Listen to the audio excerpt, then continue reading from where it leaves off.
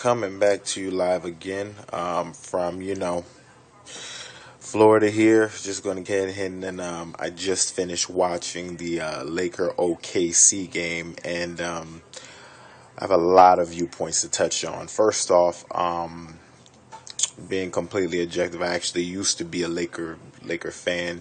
And when I was growing up, I used to watch Showtime and all of that good stuff.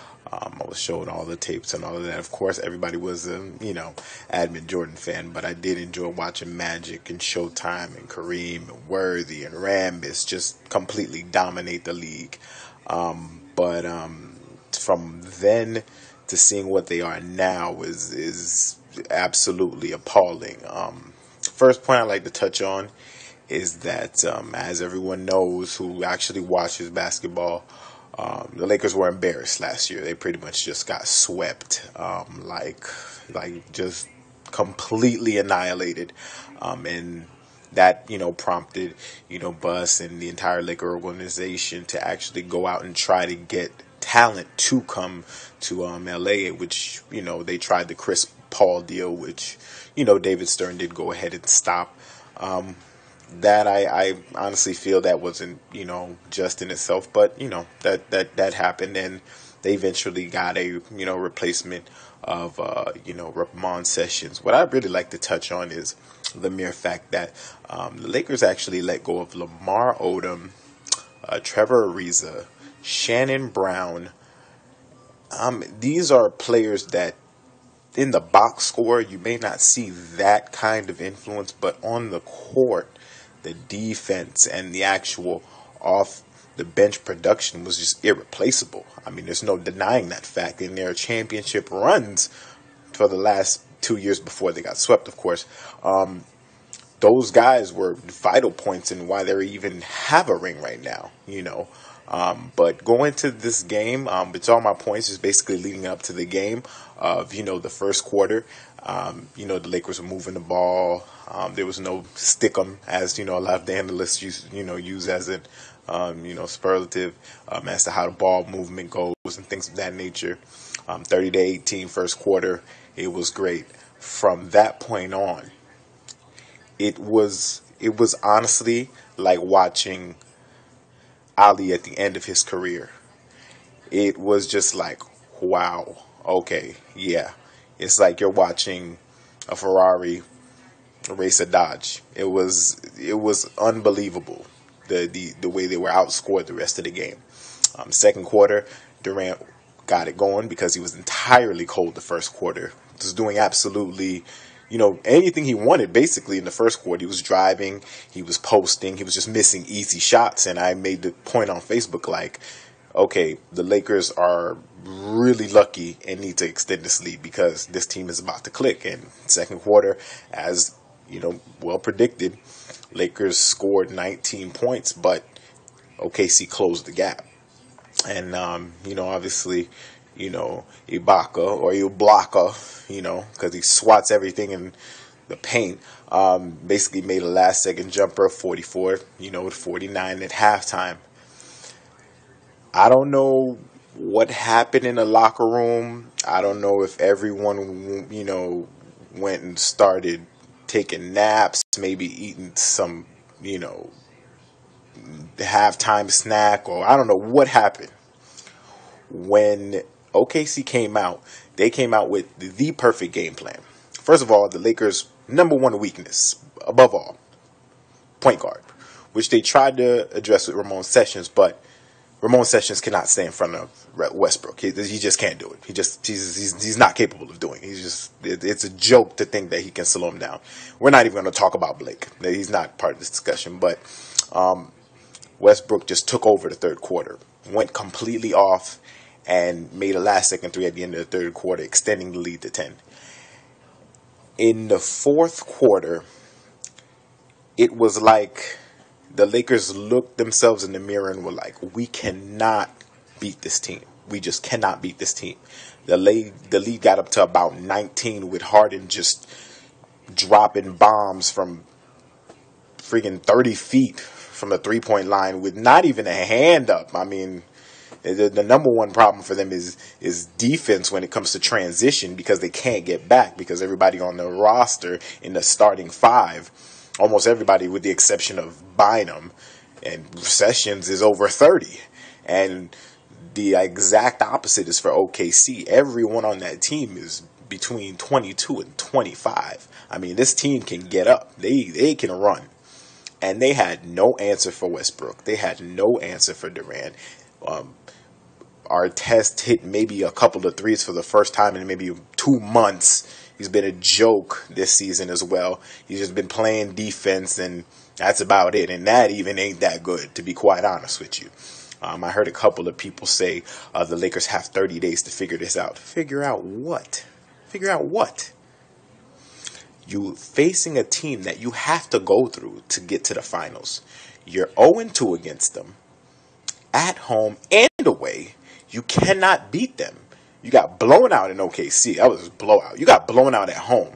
The only reason why the lead was respectable, whereas the final score was a 9-point, victory, quote unquote. That was a joke. That was a joke. They got blown out. They got completely embarrassed at home. Those fans were booing them almost every single time out that Mike Brown had to take, because they were banging threes from everywhere. James Harden had a great night. Durant had his, regular 20-point performance. Though I think Westbrook does shoot a little too much for my taste for a point guard sometimes. He'll just go and he thinks whether he's hot or cold, he'll jack up shots. But even with that dynamic, you still got destroyed. And another weakness of the Lakers, that bench, that joke of a bench. The plus-minus ratio from the Lakers on the floor with their starting five from them putting in that quote-unquote bench is staggering. If you look it up, the plus when, Sessions and Kobe is on the floor is +2, +5. When you put in Blake and Gal Locke, who, by the way, needs some playing time, because they really, I've already seen Murphy. These guys just remind me of Smush Parker, just like Kobe said, smush.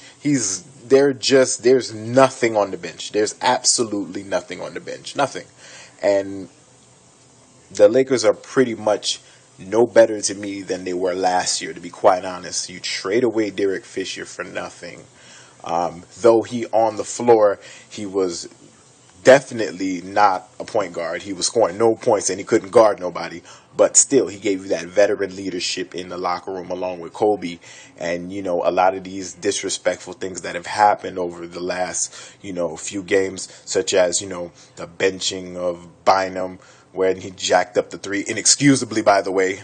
Let me just go ahead and point that out. Inexcusably, he just jacked up a three when you're up by 4 and it's the third quarter. are you trying to lose the game against the Warriors? The Golden State Warriors lost to the Lakers by 3 points with 2 7-footers, which everybody keeps telling me nobody has. You're right. Nobody does have 2 7-footers that are that dominant. They also don't have anybody, those 2 7-footers, that are that soft most of the time. They're very soft. They play very, very small. The only thing I could say, Bynum really stepped it up this year, averaging 18 and 13. He's really stepping it up this year. But Gasol, I have no idea what's going on with him. I'm going to leave him alone because he looks like he's struggling with enough issues himself. Anyways, going back to the point of who I think will win the West, but of course, I think OKC will win. Though, I think after they bounce LA, I think they'll have a very interesting 7-game series with San Antonio. So look out for that. But I just wanted to point out the fact that, to me, personally, the Lakers have a fall from grace. You have Kobe averaging a career high in minutes, field goal low percentages, and he's still leading the league in points. Which is pretty incredible at his age. He's like 50, so that's amazing to me in itself. I don't know if that boy is on HGC or whatever you want to call it. He must be on some kind of performance enhancer, because the mere fact that this guy is leading the league in scoring is amazing to me. But as you can see, over the last 9 games, his field goal percentage has completely plummeted. And it's obviously because he's averaging way too many minutes. Way too many minutes. You cannot play Kobe 40 minutes. He's playing more minutes than his age. And he's old.